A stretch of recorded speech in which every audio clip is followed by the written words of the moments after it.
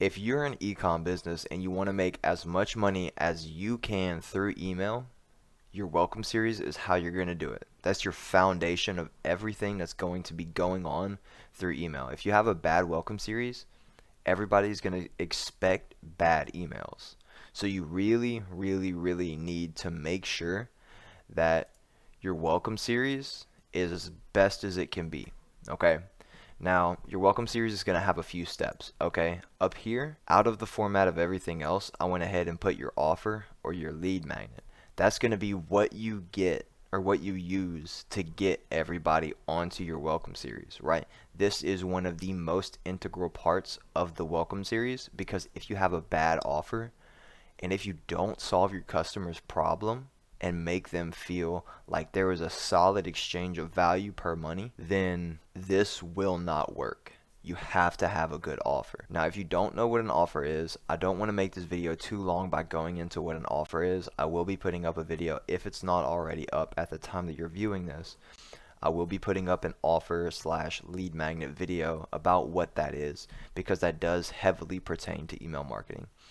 But once you start getting into your welcome series, you're going to set it up exactly like this. Okay, you're going to set up email 1. That's where you deliver on the promise of your offer. Now, what does that usually look like? So I've got a reference right here. Even though it doesn't mention an offer, I'm going to tell you exactly how to. But this is a first email on the welcome series for Casper, right? It says, "Hello Dreamer, welcome to the world of better sleep. We can't wait for you to get to know us and our award-winning products."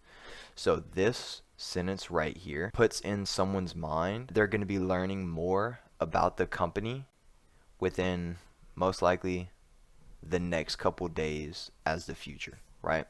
So you can expect, reading this email, you can expect to learn more about the company in the future, right?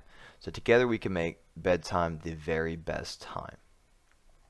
Now, I don't see any welcome offers or anything like that in this, but a good way that you can add your welcome offer into an email like this would be hitting this right here.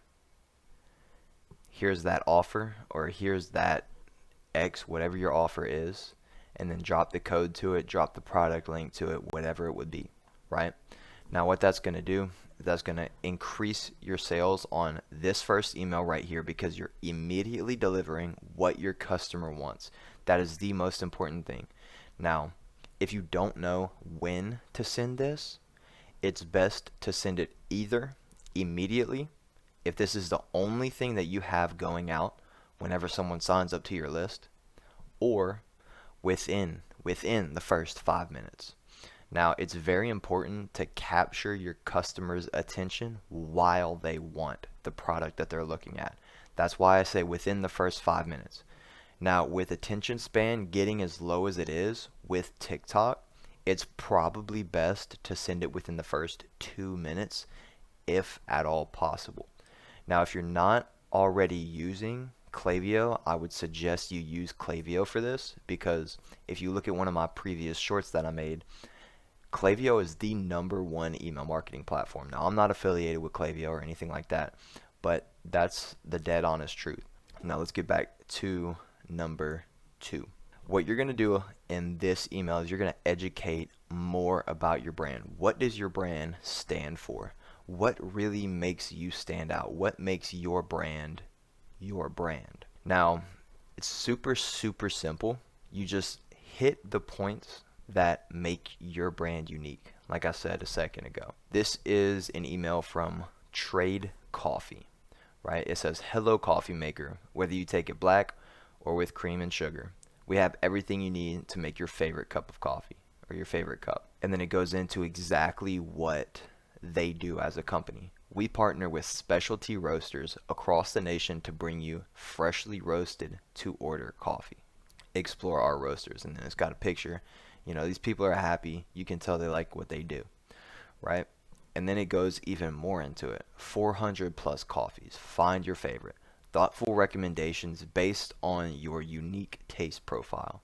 So as a customer, if I liked coffee, I don't like coffee, but if I did, I'd be like, oh my God, these people, I'm assuming this is a quiz, these people can find out exactly what I like. I'm clicking on this. I am clicking on it. This is getting clicked on, right? So if you can find a way to incorporate something like this where you create recommendations based on a quiz, then that will skyrocket your sales. And as you can see, it keeps going into it where they go actually into recommendations of their favorites, right?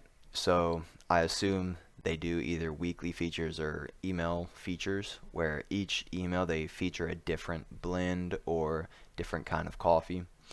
But I'm not subscribed to this list. I actually found this on Really Good Emails, and this is a really, really, really good second email. So if you can do something like this, the only change that I would make would be this top section right here. The picture is solid. The copy is solid. The only thing I would change is this right here. Just say some sort of way of saying, hey, just wanted to tell you a little bit more about the company. You can throw that in ChatGPT, give them a bunch of information. I guess you should say ChatGPT a bunch of information about your company and let it throw out some different paragraphs for you, and then you can rewrite it in your own words. This doesn't have to be hard. You know, you want this to be natural for you, especially if you're the owner of the company doing this. It should be super, super, super easy for you to do. And if it's not, then you really need to sit down and figure out what makes your company unique, right? Because this is what's going to make you stand out, and this is really what's going to bring your customers to really being a part of your community instead of just a customer. Now, email 3, that's going to be your trust block, right? And then also your reminder of your offer. So what you're going to do, you're going to take what your past customers have said or how the product works, and you're just going to show your customer. You're going to show this brand new customer, because they already should be a customer, because remember, in email 1, you got that sale. If it's done right, you got that sale. I had about I think it was a 25% sale rate, which is low at first, and then I was able to get it up to 40%. 40% sale rate on this first email, not this one, but a couple of them that I've made just on that first one. So it's very, very important to get that first one right, so that in this one you can further increase the trust that that new customer has in you, right? And basically it's super simple. Like I said, you're either showing off how the product works or you're giving customer testimonials, right? This one, I hope I say this right, but it's Bowie. I don't know what they're talking about, but it was just a good email. Hopefully they don't talk about nothing weird. But it says, you asked, we answered. From TikTok comments to emails, here's our answers to the most frequently asked questions. So this is actually a frequently asked questions email. So a fact email, right? Is Bowie good for pregnant women, intermittent fasters, POTS, children, or IBS?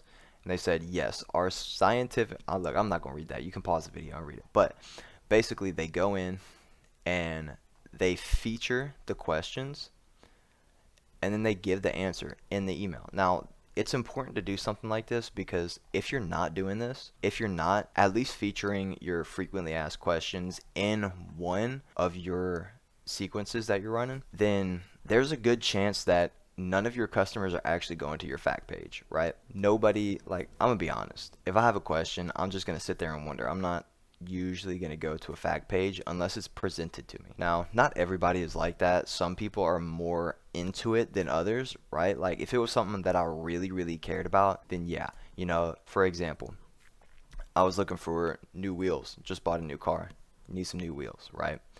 I went to a wheel calculator on a certain site that helped me figure out the specific size of the wheel that I needed. But if it was, I don't know, maybe some deodorant company that wanted me to, you know, view the fact page of why it makes them specifically stand out from the market, then I wouldn't. I'd just be like, okay, I'm using Old Spice that I use every day, you know.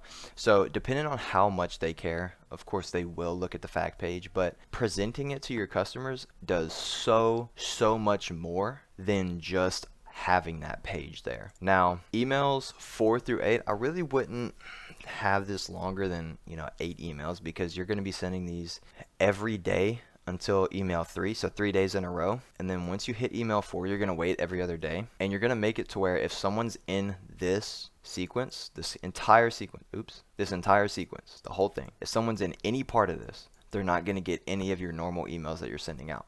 But emails 4 through 8 are going to be your very best campaigns, right? So those very best normal emails that you are already sending out weekly to your list, whatever performs the best, you're going to copy that into this. So the reason this works so well is because if you're not able to get them right here, there's a good chance that you'll either get them right here or right here. So the whole point of the welcome series is to get everybody that goes through the welcome series to buy. If you stayed long enough, I want to give you a little extra secret. So what most brands don't do is most brands only send this one time and then go to the next one. Now, a little trick that I found by someone on Twitter, I think his name is Max, that's who showed me.